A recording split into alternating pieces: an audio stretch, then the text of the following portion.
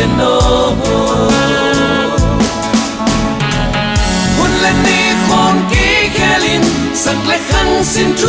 đằng gió kia đình chỉ bằng công nê nàng bên mà hi cha lung lệ nghe cây xuân qua nung ném đi cây xuân ném đi nàng lâu cả để ôm lơ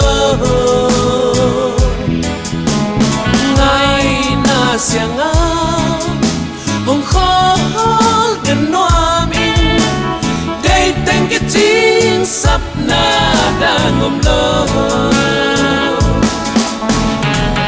hôn lên đi khôn kỹ khe linh sắc lệ khăn xin chú đằng gió cây đình chỉ bằng công tế nàng bên mà hi cha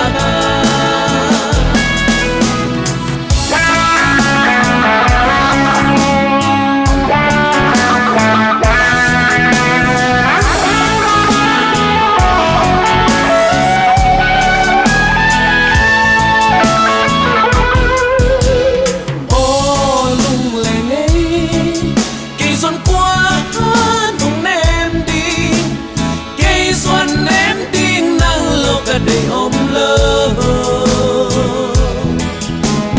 mai na xiang áo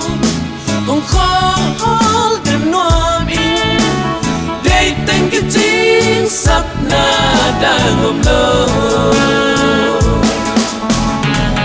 hôn lên đi khôn kỹ khe linh sắc lệ khăn xin chú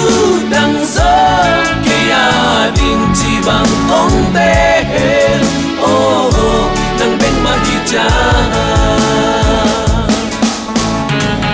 hôn lên đi khôn kỹ khe linh sắc lệ khăn xin chú đằng gió cây đình chỉ bằng công tế